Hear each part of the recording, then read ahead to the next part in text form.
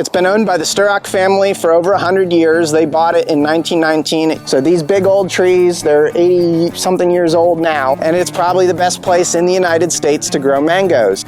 We've now amassed over 300 varieties of mangoes on this property. It's probably the largest privately held mango collection in the United States. Mango season really starts in the spring, and it starts in the spring every year. Mango season in Florida can now last 6 months. In 2019, we started to make thousands of trees. Every year, we produce thousands of rootstocks straight from this farm. Some of these trees over here are pineapple pleasures. We've got over here a row of 4 or 5 cack mango trees. And on the other side along the fence, we have a group of 4 or 5 sugarloaf mangoes. Ants and flies and wasps probably do the majority of the pollination, but here we have a lot of honeybees, and they're the most efficient pollinators. How many acres you got here, Alex? About 7.5. In this video, we're taking a walking tour through Tropical Acres Farms, which is the biggest private collection in the United States of mango trees. There's over 300 varieties of mangoes from all over the world in this one location. And Alex from Tropical Acres Farms is giving a tour. This is part 1 of a longer video. Enjoy. Before we get on with the tour, I wanted to remind you, many of you are enjoying the videos I make and work so hard to get the information out about mangoes and other tropical fruits and growing trees, but many of you have not subscribed yet. If you're not subscribed to this channel, please hit the subscribe button, and I promise to continue to give you great videos and information about growing tropical fruits here in South Florida and all over the world. Also, if you haven't heard about it, the 2026 Florida Mango Festival will be taking place Saturday, June 27th. So depending when you're watching this, if you haven't been to the website yet, I'll put the link below. But remember to hit that subscribe button. Here we go. Well, first of all, I see a lot of unfamiliar faces and a few familiar ones. How many of you have been here before? Okay, pretty good number of you actually. All right, well, a little bit about this property. It's been owned by the Sturock family for over 100 years. They bought it in 1919. It used to be larger. The Sturocks were horticulturalists from Scotland that immigrated back then around the time of the First World War. And they were, already nursery people, but they weren't familiar with mangoes. They became involved with mangoes after they came to Florida. And they were very familiar with a lot of the other players in the nursery trade and in the, research stations down in Miami that the USDA conducted. And so they started planting mangoes here probably in the 20s or early 30s.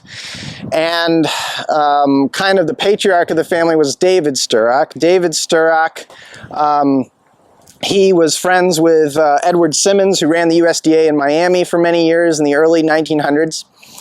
And Simmons was one of the first people to ever try to hybridize mangoes in Florida. So mangoes got introduced to Florida in the 19th century.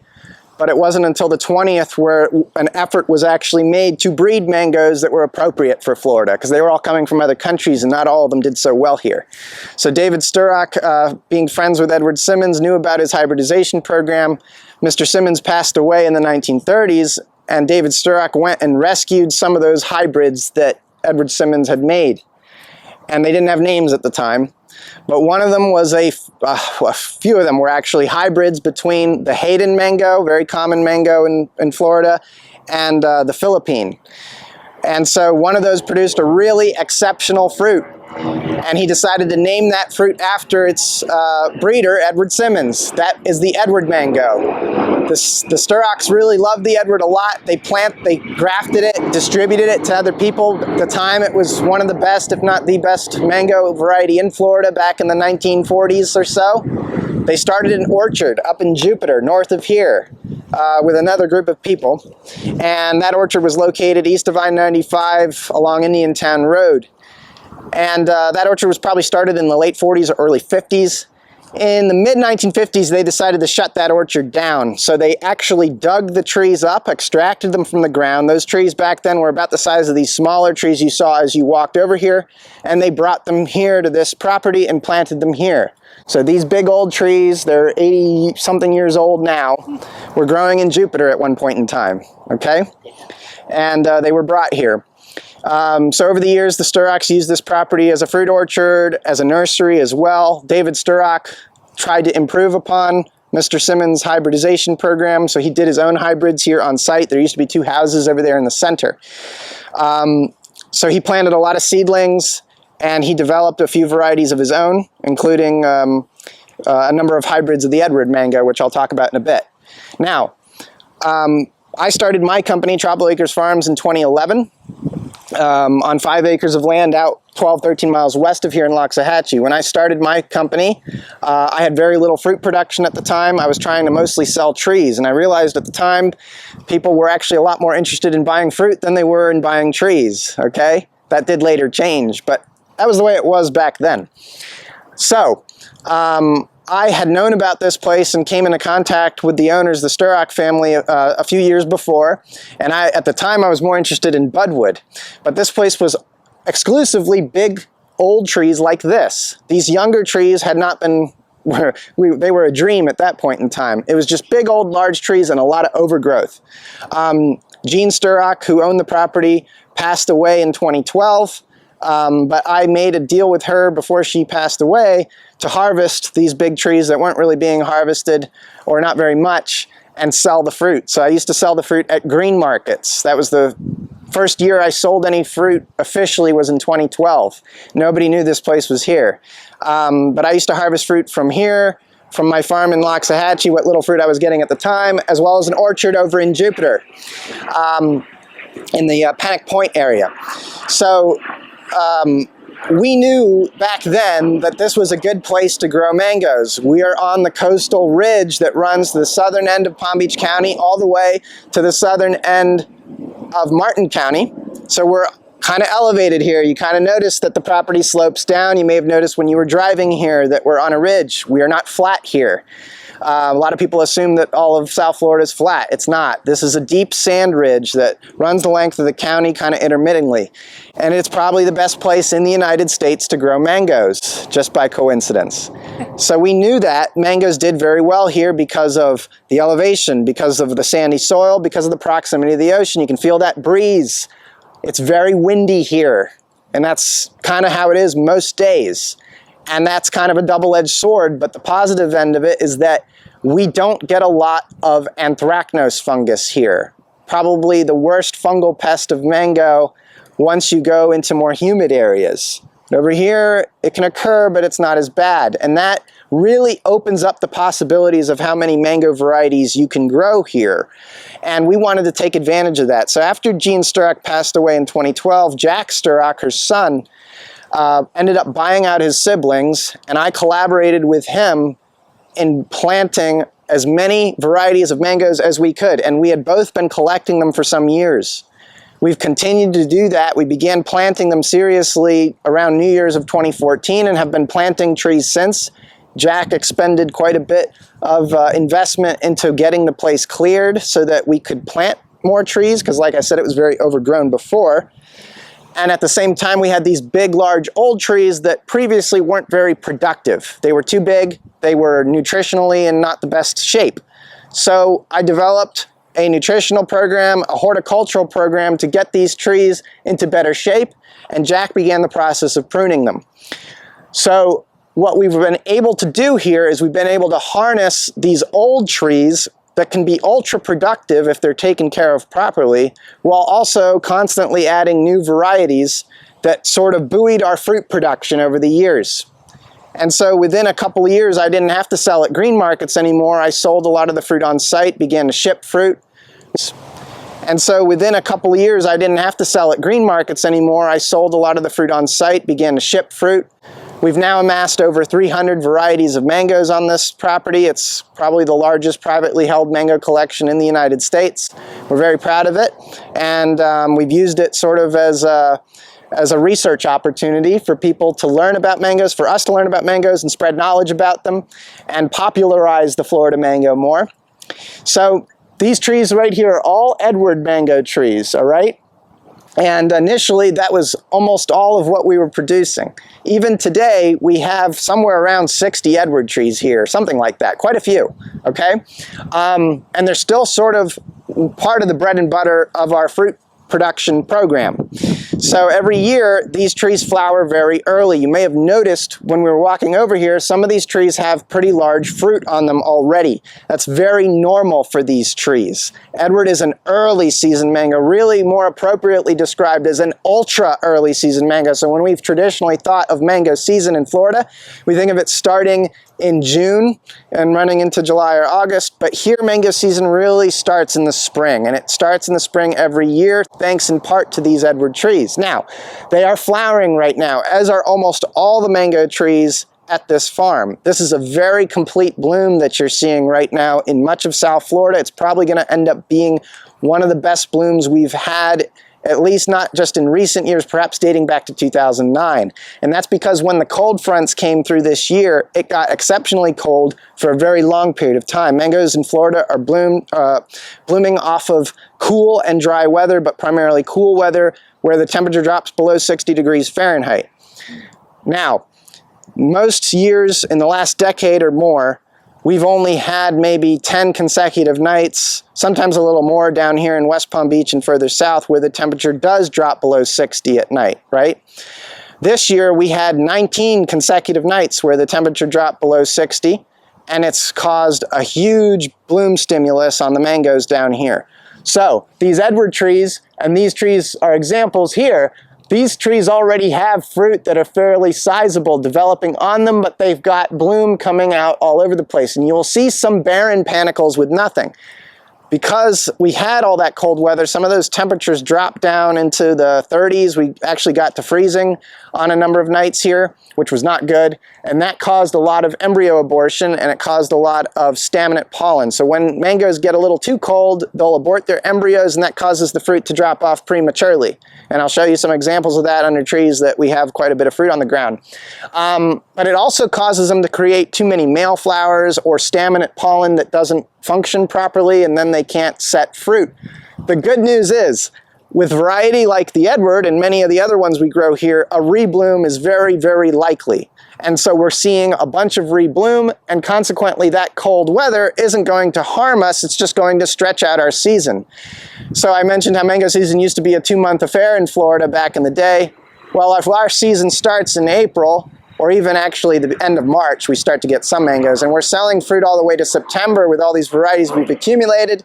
Mango season in Florida can now last 6 months. So half the year we can have fruit that we're selling to the public in some degree of capacity, in no small part due to these ultra early varieties that we grow. So anyway, we'll walk around here. I'll show you how some of these trees are doing, but if anybody has any questions to start out with, I'll take some of those right now. So any questions? How many what? How many mango trees? We have somewhere between, in the ground, we have at this point somewhere probably between 600 and 800, I'm not sure. It used to be higher than that, but we used to have ultra high density plantings that were planted as temporary trees. We've now extracted or removed a number of those trees, so that number of total trees has been reducing with each year, but we also planted a few. So, Vince. Did you plant it all with a shovel, or did you use like an auger? We used shovels to plant all these trees that we planted.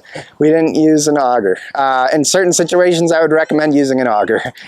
After you queened that, how long did it take for it to regrow and make blooms? Good question. They start regrowing that same year. You have to do it right. If you decapitate them, you can kill them, and some of these did get decapitated and they didn't survive. But within a year, you've recovered quite a bit of canopy, and they might even flower a bit. Like Edward is a very precocious, easy to bloom mango. So like some of these were flowering the year that they actually got cut. But these were actually cut, I guess they were cut last year or the year before, I think. And already they're back flowering again. So we're going to get quite a bit of fruit off of these stump trees this year. Why were they cut? They were cut because they were too big. So like these are actually still too big, but some of these trees were pushing 50 feet in height. When a mango tree gets that large, it's extremely hard to take care of it, extremely hard to harvest it. You want to bring their size back down under 25 if you can. So, but that's why they got cut. They were too big and they needed to be pruned. They hadn't been pruned since 1983. So, pretty long time since some of these trees have been pruned. They've been affected by hurricanes. They're more prone to hurricanes when they're that large. It's another good reason to prune them. So, okay. So we'll walk back this way. I'll show you some of our container nursery we have back here, and I'll talk a little bit about that part of our business. Here, you know, it's more of the same big old trees, but I mentioned how at the beginning when I started my business that I was trying to sell trees, but I found people were a lot more interested in fruit. Well, that started to change about 11 years ago or so, and people started to become more interested in buying grafted mango trees. Now at the time, when we wanted to get mango trees, we would procure them wholesale from wholesale nurseries like Zill High Performance Plants, Pine Island Nursery, mostly Zill High Performance Plants, who we have a very good relationship with. But in subsequent years, as we saw that demand for mango trees increasing, we realized that we had an opportunity here to get to produce some of our own mango trees and produce varieties that were not commonly produced in Florida's mango industry, in our nursery trade. We found that there was a lot of demand for some things that were actually kind of obscure, that weren't previously thought to have any demand for. So in 2019, we started to scale up our own grafting. We would graft a little bit before then, but not on scale. We would do in the dozens of trees a year or something like that, if that. In 2019, we started to make thousands of trees. And so we started to look around the property for places to put those trees. And now we put a lot of them back here. So what you see back here is mostly rootstock on this section. And then over there, we have a lot of grafted trees. That's extra space. You obviously saw a lot of our grafted trees at the front of the property. Every year, we produce thousands of rootstocks straight from this farm. And I will show you where a lot of the source of that rootstock comes from. But we have to have a place to put it, so we store it back here. Now, a lot of those stocks get used the same year, but a certain number of them either don't get used by the time we stop grafting, or they're just simply not ready. We do all our grafting in the warm months of the year, usually in the spring and in the later part of summer. So there's a few reasons for that. One is just the practicality of it. We have more help during those months. Obviously, availability of rootstock. Budwood is you know, in better shape during that time. The grafts have a higher rate of take and so forth. So we end up with rootstock left over from the prior year. That's the rootstock that we work with during spring. It's a few thousand rootstocks that we can use during the months of March, April, May, while we can catch up on the orders that people have placed. We're one of the few farms that lets people place orders for trees that we actually may not have in stock right now. So if somebody wants an obscure mango that they can't find from somewhere else, they can order it through our website, and then come April or May, we graft the tree for them and it's ready later in the year. And also when we graft in the fall, if they order something in the summer that we don't have in stock, we produce it and then it's ready the following spring. So, yeah. Outside of turpentine, what other varieties do you use for rootstock? We use a lot of turpentine because it's a great rootstock for Florida, but we've discovered that there's a lot of demand for grafted mango trees in the west coast of the United States. They don't like turpentine for different reasons, and so we use a lot of Philippine, and we use, also known as Manila, and we use a lot of Duncan, which is a monoembryonic stock that we found actually makes a pretty good rootstock. Now within Florida, the rootstock typically doesn't matter so much. Turpentine is great for Florida. We love turpentine, but we do work with other stocks, okay? And we do keep a record of what stocks we use, so we know when we're selling a customer a tree what it's grafted to, most of the time. And that way, when a customer is on the West Coast wanting a non-turpentine stock, we charge them extra money for the, ironically enough, for the non-turpentine requests. But we have an option for them if they so desire and they don't want turpentine. So now we've tried all kinds of rootstocks here. We've discovered not every mango makes good rootstock. Okay, quite a few of them actually make kind of runty rootstock. But, you know, we found at least a few good ones that we have in abundance here. So anyway, this open space here will get filled with rootstock during the summer months once we start planting it. We'll usually start planting rootstock actually in the later part of spring, because I mentioned how mango season actually starts in spring here. We want to get those stocks planted as quickly as possible so that we can have them in a graftable condition by August and September, because we have a lot of trees we have to graft through every single year. We make thousands of them in a given year. So, but at the same time, we have all this nursery production here going on, and we're picking fruit at the same time. So we'll have trees getting brought over here, and I'll be up here in a yellow picking machine picking mangoes at the same time, and it gets kind of crazy here during mango season. But this is where a lot of our nursery is staged back in here. Now you probably noticed there's some dead trees in pots, and you might have thought that might have been from the freeze. That is actually from areas where our sprinklers unfortunately got clogged or turned off during the drought that we had last year, and we did lose some rootstocks to that. We actually didn't really lose any rootstock to the freeze despite getting down to freezing temperatures over here. We were very fortunate. But all of these grafted trees you see over there, and quite a few of these rootstocks were brought into protection. We actually used a lot of U-Haul cargo vans to store our trees during the freezes, and then took them right back out. So where you guys are standing, we had cargo vans parked over here. We just came out at 5 in the morning and turned them on, and that way the trees were kept from freezing. Our trees are sort of our most important source of revenue here now, and we had to make sure that those trees were protected during the freeze. It was a lot of work, but we didn't lose any of our small grafted trees to the freezing temperatures, and that took a major effort. So anyway, in amongst here are mostly more Edward trees, but we also planted some multiples of some of our more popular varieties that we sell in the ground. So some of these trees over here are pineapple pleasures. We've got over here a row of 4 or 5 cack mango trees, and on the other side along the fence we have a group of 4 or 5 sugarloaf mangoes. Those are very sought after varieties. We had a little bit of space to plant more over here, and so I mentioned how we were collecting mangoes. At a certain point we recognized certain varieties were in higher demand than others, and we factored that into our planting procedure. We wanted to plant more of the things that people really wanted, because that's what draws people to your farm in a lot of cases, is some of these newer hybrids. I've called them bait mangoes before, because they make people want to come and see your place, and a lot of times in the process of discovering those varieties, in the process of seeking those varieties, they discover other things that they love too. But there's a really strong appeal to some of these new hybrids that can really draw customers from really long distances. So that combination of having very early fruit plus having really appealing varieties is part of the key to our success here. So, okay, so we're going to move out to the middle here. If anybody has any questions before we head, yeah. Is there a particular type of graft that you prefer?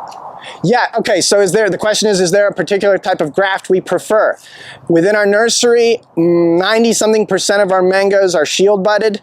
That's an efficient way that we produce them. For backyarders, the best grafts are probably cleft grafts, okay? You'll probably hear a lot about cleft and veneer. In my opinion, cleft grafts are much better for amateur grafters. And some nurseries do cleft graft trees, and we actually do cleft graft some of our trees, okay? But most of our trees are shield budded. That's sort of a proprietary method, if you will. So I don't, talk publicly and instruct people on how to do that. But there is a lot of good video on how to cleft graft, veneer graft, and those are the 2 methods that I suggest for grafting mango, particularly cleft, because I feel like it's easier for amateur grafters to actually execute the incisions and stuff.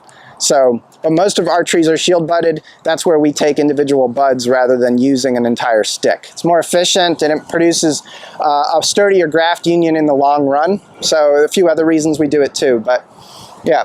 Somebody requested if you get a chance to identify female. Okay, identify female flowers. Okay. Well, I can do that right now, I suppose. We'll go this direction, and then when we reach some of those trees over there, I'll show some examples. All right, let's go. It's going to be hard for everybody to see this, okay? But we have open flowers on these Edward trees here, and the question was about male versus female flowers. So mangoes produce both, okay? What we call female flowers, botanically speaking, are actually hermaphrodites, meaning they contain both male and female parts. But mangoes will produce hermaphroditic flowers and male flowers on the same panicle, and some mangoes are more prone to produce more male flowers than they are to produce hermaphrodites. That can be a point of frustration, actually, because male flowers cannot set fruit. Only the hermaphrodites can. And so on most mango panicles, In the aft portion of the panicle, you'll find more male flowers, and at the apices, you'll find at least some females most of the time. Now, sometimes they'll produce exclusively male flowers if they don't like the weather conditions, especially if it's too cold for them. But as the weather warms up and those panicles emerge out and open those flowers, you start to see more females. So the females are hermaphrodites. They will have a pistil and a stamen. The pistil is the ovary, the egg, if you will. The stamen is the pollinator. It contains the pollen, right, that pollinates the pistil. So on this particular panicle, we have a male flower here, which has only one part, and towards the apice of the panicle, we've got females that have both. It's so hard for me to display this because they're so small. Mangoes make very small flowers. But you'll notice on the ones that have an ovary, it's almost like a very, very tiny fruit. And they'll have two antennas, if you will, right? And one of those is the stamen, and then the pistil has one as well, okay? And that's where the pollen is received, and then if it's pollinated properly, it turns into a little fruit. If it's not, it just dries up. And a lot of times people see their flower panicles drying up, turning brown, thinking they have fungus, and in fact, the whole panicle went male, and there was nothing like that you did wrong, or there was no fungus or disease impacting it. They just dry up. Happens a lot with certain types of mangoes. A lot of mangoes descended from Gary do this quite a bit. Edward actually can do it quite a bit if it's too cold for it. So, and I mentioned that earlier. So a very desirable trait when breeding mangoes in the future is probably going to be selecting varieties that produce genetically, are more prone to producing hermaphrodites in greater proportion. This is something that's actually been sort of neglected from breeding programs in the past. And so the consequence is that we get varieties that are kind of inconsistent bearers sometimes. But certain mangoes don't care how cold it is, they'll still make plenty of females in order to set fruit. So, yeah. Yeah, what are your primary pollinators? Are they ants, flies, bees? Yeah, actually the first couple that you mentioned, ants and flies and wasps probably do the majority of the pollination, but here we have a lot of honeybees, and they're the most efficient pollinators, meaning like they're the best at transferring pollen. And if you look closely, right now we actually have a lot of honeybee activity on our trees, but that's in part because we keep beehives on this farm. And so every one of these power poles you see running through this easement that FP&L has also has bees living inside them too. So we welcome honeybees even though they don't love mango flowers so much. They do a better job of pollinating them when they visit them compared to the flies, which will often just, a fly will often just land on one flower and sit there for a minute, you know. Bees are working constantly, and that's very beneficial to achieving more pollination. I'll see if we can get a look over here. This has a little more bloom coming out of it. So here we have like a common housefly on this one. You see it's just sitting there, not doing anything, just sitting there. If we can find a bee, you'll see it's working. Yeah, right there, that panicle up there, you've got this honeybee and it's going everywhere it can. So there's a lot of value in that, a lot of value in that. So you want to encourage bees because they do the best job, even though they don't personally love mangoes as much as some of the other species do. Do they produce a mango honey? So in theory, yes. And so we get honey from these hives, and Jack Sturock, he's the one that handles that because that's one of his big hobbies. And so we do sell the honey that comes from that. It's very good honey. Does it taste like mango? No, it just tastes really good. But it's better than the common clover honey I've had, I will say. So it's a good quality honey. Okay, so we'll keep going over this way.